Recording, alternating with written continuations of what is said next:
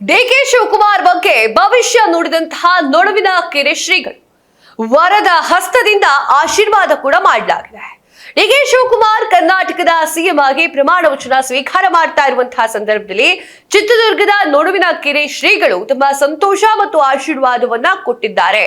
DK Shivakumar ಅವರು CM ಆಗ್ತಾ ಇರೋ ಖುಷಿಯಿಂದ ಅವರ ಬಗ್ಗೆ ಮಾತನಾಡಿದ್ದಾರೆ. ಶ್ರೀಮಠದ ಪರಂಪರೆ, ಭಕ್ತಿ ಮತ್ತು ಗುರುಕೃಪೆಯಿಂದ ಡಿಕೆ ಶಿವಕುಮಾರ್ ಇಂದಿನ ಸ್ಥಾನಕ್ಕೆ ಬಂದಿದ್ದಾರೆ ಎನ್ನುವಂತಹ ಭಾವನೆ ಅವರ ಮಾತಿನಲ್ಲಿ ಸ್ಪಷ್ಟವಾಗಿ ಕಾಣ್ತಾ ಇತ್ತು. ನೊಡವಿನ ಕೆರೆ ಶ್ರೀಗಳು ಡಿಕೆ ಶಿವಕುಮಾರ್ರನ್ನ ಶ್ರೀಮಠದ ಮಗ ಅಂತ ಹೇಳಿ ಕರೆದಿದ್ದಾರೆ. ಹಲವಾರು ವರ್ಷಗಳಿಂದ ಡಿಕೆ ಶಿವಕುಮಾರ್ ಶ್ರೀಮಠದ ಮೇಲೆ ಅಪಾರ ಭಕ್ತಿಯನ್ನ ಇಟ್ಕೊಂಡಿದ್ರು, ಶ್ರದ್ಧೆಯಿಂದ ಸೇವೆಯನ್ನ ಮಾಡ್ತಾ ಬಂದಿದ್ದಾರೆ ಅಂತ ಅವರು ನೆನಪಿಸ್ಕೊಡ್ತಾರೆ. ವೀರಗಂಗಾಧರ ಶಿವಾಚಾರ್ಯ ಸ್ವಾಮೀಜಿ ಅವರ ಕೃಪೆಯಿಂದ ಡಿಕೆ ಶಿವಕುಮಾರ್ ಜಯಶೀಲ. ಹೌದು, ವೀರಗಂಗಾಧರ ಶಿವಾಚಾರ್ಯ ಸ್ವಾಮೀಜಿ ಅವರ ಕೃಪೆಯಿಂದ ಡಿಕೆ ಶಿವಕುಮಾರ್ ಅವರು ಜಯಶೀಲರಾಗಿದ್ದಾರೆ, ಜನರ ಪ್ರೀತಿಯನ್ನ ಗೆದ್ದಿದ್ದಾರೆ. ಇದೀಗ ಸಿಎಂ ಆಗಿ ಪ್ರಮಾಣ ವಚನ ಸ್ವೀಕಾರ ಮಾಡುವಂತಹ ಮಟ್ಟಕ್ಕೆ ಬೆಳೆದಿದ್ದಾರೆ ಅಂತ ಹೇಳಿ ನೊಡವಿನ ಕೆರೆ ಶ್ರೀಗಳು ಹೇಳಿದ್ದಾರೆ. ಶ್ರೀಗಳು ಭಕ್ತರು ತಾವೆಲ್ಲ ಗೆದ್ದಿದ್ದೀರಿ ಅಂತ ಹೇಳಿ ಸಂತೋಷದ ವಿಚಾರವನ್ನ ಹೇಳ್ಕೊಂಡ್ರು. ಇದು ಕೇವಲ ಡಿಕೆ ಶಿವಕುಮಾರ್ ಅವರ ಜಯವಲ್ಲ, ಅವರನ್ನ ಬೆಂಬಲಿಸಿದಂತಹ ಭಕ್ತರ ಜಯ, ಜನರ ಜಯವೂ ಕೂಡ ಹೌದು ಅಂತ ಹೇಳಿ ತಿಳಿಸಿದ್ರು. ರಾಜ ಪ್ರತಿಪಾಲಕ ದೇವಗಳ ಆಶೀರ್ವಾದ, ಸರ್ವೇ ಜನೋ ಸುಖಿನೋ ಭವಂತು ಎನ್ನುವಂತಹ ಧ್ಯೇಯದಂತೆ ಡಿಕೆ ಶಿವಕುಮಾರ್ಗೆ ಎಲ್ಲಾ ಸೇವೆಗಳು ಕೂಡ ಮಾಡುವಷ್ಟು ಆಯಸ್ಸು, ಆರೋಗ್ಯ, ಭಾಗ್ಯ ಎಲ್ಲವೂ ಕೂಡ ದೇವರು ಕೊಡ್ಲಿ ಅಂತ ಹೇಳಿ ನೊಡವಿನ ಕೆರೆ ಶ್ರೀಗಳು ಹೇಳಿದ್ರು. ಪವಿತ್ರ ರಾಜಯೋಗದಲ್ಲಿ ಡಿಕೆ ಶಿವಕುಮಾರ್ ಅವರು ಪ್ರಮಾಣ ವಚನವನ್ನ ಸ್ವೀಕಾರ ಮಾಡ್ತಾ ಇದ್ದಾರೆ. ಡಿಕೆ ಶಿವಕುಮಾರ್ ಅವರು 4 ರಿಂದ 5 ಗಂಟೆಯ ನಡುವೆ ಪ್ರಮಾಣ ವಚನ ಸ್ವೀಕಾರ ಮಾಡುವಂತಹ ಸಮಯ ನಿಗದಿಯಾಗಿದೆ. ವಿಶೇಷವಾಗಿ ಗುರುಗಳ ಮಾತಿನಂತೆ 4 ಗಂಟೆ 15 ಮತ್ತು 20 ನಿಮಿಷದ ಒಳಗೆ ಪ್ರಮಾಣ ವಚನ ಸ್ವೀಕಾರ ಮಾಡಲಿಕ್ಕೆ ಮುಹೂರ್ತ ಬಹಳ ಶುಭಕರ, ರಾಜಯೋಗದ ಪವಿತ್ರ ಕ್ಷಣ ಅಂತ ಹೇಳಿ ಗುರುಗಳು ತಿಳಿಸಿದ್ರು.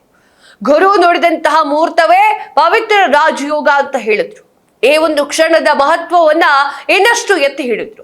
ಶ್ರೀಗಳು ತಮ್ಮದೇ ಮಾತಿನಲ್ಲಿ ನೀನೊಲಿದು ಪಾದವಿಟ್ಟ ನೆಲವೇ ಸುಕ್ಷೇತ್ರ, ಜಲ ಪಾವನ ತೀರ್ಥ, ಸುಲಭ ಶ್ರೀ ಗುರುವೇ ಕೃಪೆಯಾಗು ಅಂತ ಹೇಳಿ ಭಾವಪೂರ್ಣವಾಗಿರುವಂತಹ ಒಂದು ಲೈನ್ ಅನ್ನ ಹೇಳ್ತಾರೆ. ಡಿಕೆ ಶಿವಕುಮಾರ್ ಅವರ ಜೀವನದಲ್ಲಿ ವಿಶೇಷ ತಿರುವು ಇದೆ, ದೇವರ ಕೃಪೆ ಇದೆ, ಗುರುಗಳ ಆಶೀರ್ವಾದ ಇದೆ, ಅದು ಇವತ್ತು ಸಾರ್ಥಕವಾಗ್ತಾ ಇದೆ ಅಂತ ಹೇಳಿದ್ರು. ಇಂದಿನ ಒಂದು ಮುಹೂರ್ತ ತುಂಬಾ ಚೆನ್ನಾಗಿದೆ, ಇದು ಡಿಕೆ ಶಿವಕುಮಾರ್ ಅವರ ಮುಂದಿನ ರಾಜಕೀಯ ಜೀವನಕ್ಕೆ ಶುಭಾರಂಭ ಆಗುತ್ತೆ ಎನ್ನುವಂತಹ ರೀತಿಯಲ್ಲಿ ಉತ್ತರವನ್ನು ಕೊಟ್ಟರು. ಇನ್ನು ಮುಂದೆ ಡಿಕೆ ಶಿವಕುಮಾರೇ ಸಿಎಂ ಅಂತ ಹೇಳಿ ಗುರುಗಳು ಹೇಳ್ತಾರೆ. ಶ್ರೀಗಳು ಇನ್ನು ಮುಂದೆ ಡಿಕೆ ಶಿವಕುಮಾರ್ ಅವರು ಸಿಎಂ ಅಂತ ಹೇಳ್ತಾ ನಗಾಡ್ತಾರೆ. ಈಗಿನಿಂದ ರಾಜ್ಯದ ನಾಯಕತ್ವ ಅವರ ಕೈಯಲ್ಲಿದೆ, ಅವರ ಜವಾಬ್ದಾರಿಯನ್ನು ಅವರು ಯಾವತ್ತೂ ಮರೆಯೋದಿಲ್ಲ. ಎಲ್ಲರೂ ಕೂಡ ಸೇರಿ ಧರ್ಮದ ಧ್ವಜವನ್ನ ಹಿಡಿದಿದ್ದಾರೆ.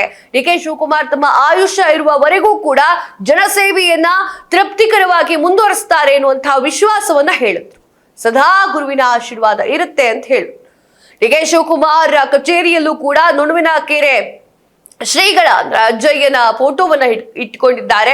ಡಿಕೆ ಶಿವಕುಮಾರ್ ಅವರು ಕೂಡ ತಮ್ಮ ಗುರುಗಳ ಬಗ್ಗೆ ಪ್ರೀತಿ, ಗೌರವ ಎಲ್ಲವನ್ನೂ ಕೂಡ ಇಟ್ಕೊಂಡಿದ್ದಾರೆ. ಸಿಎಂ ಕಚೇರಿಯಲ್ಲೂ ಕೂಡ ನೊಡವಿನ ಕೆರೆ ಶ್ರೀಗಳು ಅಂದ್ರೆ ಅಜ್ಜಯ್ಯ ಅವರ ಫೋಟೋವನ್ನ ಇಟ್ಕೊಂಡಿದ್ದಾರೆ.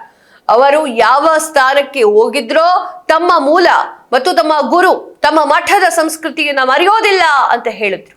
ಶ್ರೀಗಳು ತಾನು ಪ್ರಮಾಣ ವಚನಕ್ಕೆ ಹೊರಟಿದ್ದೀನಿ, ಶ್ರೀಮಠದ ಆಶೀರ್ವಾದ ಅವರು ಪಡೆದಿದ್ದಾರೆ ಅಂತ ಹೇಳಿ ಪ್ರಮಾಣ ವಚನ ಸಮಾರಂಭಕ್ಕೆ ಹಾಜರಾಗಲಿಕ್ಕೆ ಸಿದ್ಧತೆ ನಡೆಸಿಕೊಂಡಿದ್ದಾರೆ. ಇದರಿಂದ ಗುರು ಶಿಷ್ಯರ ಬಾಂಧವ್ಯ, ಆಧ್ಯಾತ್ಮಿಕ ಸಂಬಂಧ ಮತ್ತು ರಾಜಕೀಯ ಜೀವನದಲ್ಲೂ ಧರ್ಮದ ಮೌಲ್ಯಗಳ ಮಹತ್ವವನ್ನ ಅವರು ತೋರಿಸಿಕೊಟ್ಟಿದ್ದಾರೆ.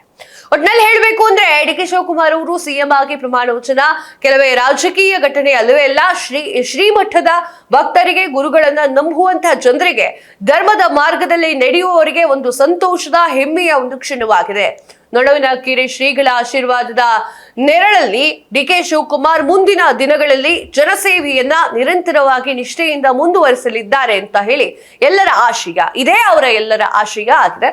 ಸೊ ಇವತ್ತು ಪ್ರಮಾಣ ವಚನವನ್ನ ಸ್ವೀಕಾರ ಮಾಡ್ತಾ ಇದ್ದಾರೆ. ಇದಾಗಿದೆ ಇವತ್ತಿನ ವಿಶೇಷ. ಮತ್ತಷ್ಟು ಸುದ್ದಿಗಳಿಗಾಗಿ ನೋಡ್ತಾ ಇರಿ ಸ್ಪೀಡ್ ನ್ಯೂಸ್, ಸುದ್ದಿ ನಿಮ್ಮದು ವೇಗಾನು.